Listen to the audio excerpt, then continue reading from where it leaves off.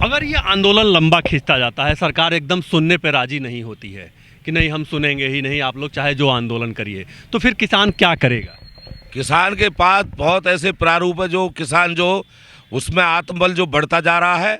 और कल इसी कड़ी में हमने दलित प्रेरणा स्थल के अंदर एक अर्थी पर जिंदा किसान को रखा जाएगा।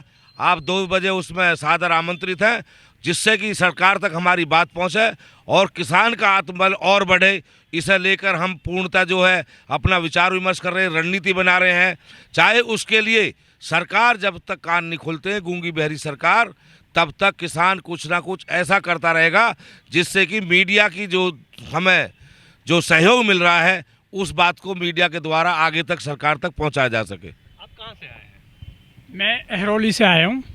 अहरौली यूपी से। अच्छा, एक बात ये भी कही जा रही है कि ये आंदोलन पंजाब के चंद किसानों का, मुट्ठी भर किसानों का आंदोलन है, इसमें और प्रदेश के लोग शामिल नहीं हैं। नहीं, इसमें उत्तर प्रदेश के सारे ये लोग हैं और काफ़ी पीछे बैठे हुए हैं, ऐसा कुछ नहीं है। हम तो कवर कर रहे हैं, हम तो सब जगह के देख रहे हैं, चाहे राजस्थान का भी किसान शामिल है, वो यूपी का किसान शामिल है, लेकिन जो सरकार या कुछ चुनिंदा चैनल हैं जो ये बात फैला रहे हैं कि नहीं केवल पंजाब के मुट्ठी भर किसान है, ये आंदोलन पंजाब के किसानों का आंदोलन, ऐसा है क्या? नहीं, ऐसा कुछ नहीं है, इसमें सारे प्रदेशों के किसान हैं यहाँ, ऐसा कुछ नहीं है।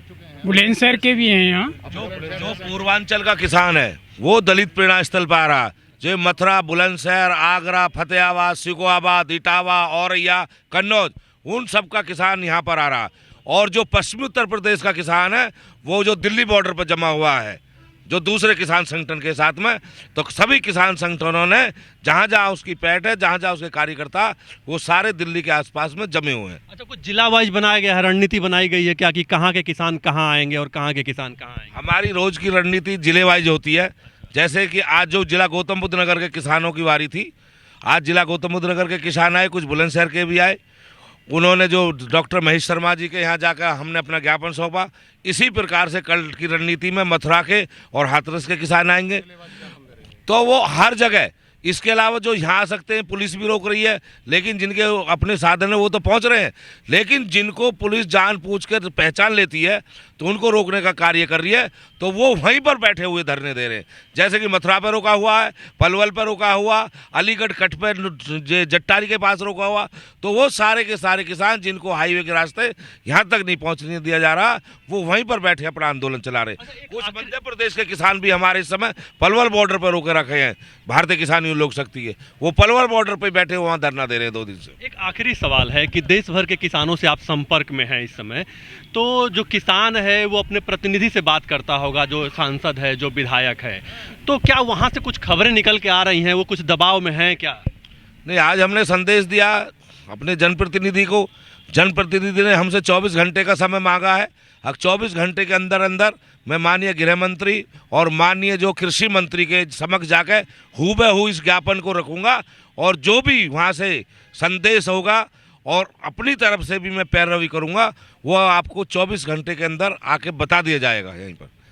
नहीं, मैं नोएडा से के अलावा बात कर रहा हूँ कि यूपी के और भी किसान अपने अपने जिलों के प्रतिनिधियों से बात कर रहे हैं, तो वहाँ से कुछ खबरें आ रही हैं कि उनके प्रतिनिधि, उनके सांसद, उनके विधायक दबाव में हैं या किसानों की बातें सुन रहे हैं। देखिए, अभी कोई सकारात्मक जवाब कहीं से नहीं मिल रहा है, चाहे वो सांसद हैं चाहे विधायक हैं।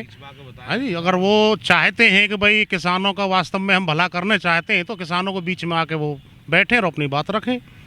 अभी तक कोई भी जनप्रतिनिधि कहीं भी किसी किसान संगठन में नहीं पहुंचा है। भाई मान लीजिए, हम मान रहे हैं कि किसान गलत कर रहा है, इनकी नज़रों में किसान गलत है, जो कर रहे हैं अच्छा कर रहे हैं किसानों के लिए। भाई जब ये अच्छा कर रहा है और हम उसका विरोध कर रहे हैं, तो आप अपनी अच्छाई को किसानों के बीच में आओ ना, वहाँ विस्तृत उसकी व्याख्या करें किसानों के बीच में आकर। अब हमने तुम्हारे भले के लिए ये बिंदुवार इतनी चीज़ें बनाई हैं और इनसे तुम्हारा भला होगा, हमें समझाए, पढ़ाए तो सही हमें। चलते चलते एक आखिरी सवाल हम आप सभी लोग किसान के लिए कि हमने किसान के हित में बिल लाए, किसान के लिए फायदेमंद है, और किसान को वो पसंद नहीं है, तो जबरदस्ती किसान पे क्यों थोप रही है सरकार?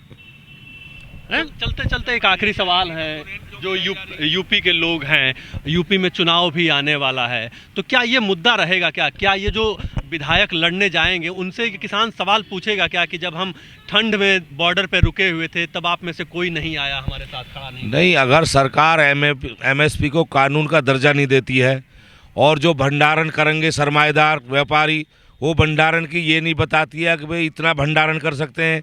भंडारण के बाद उसका किस मूल्य पे बेचेंगे उसे निश्चित नहीं करती है।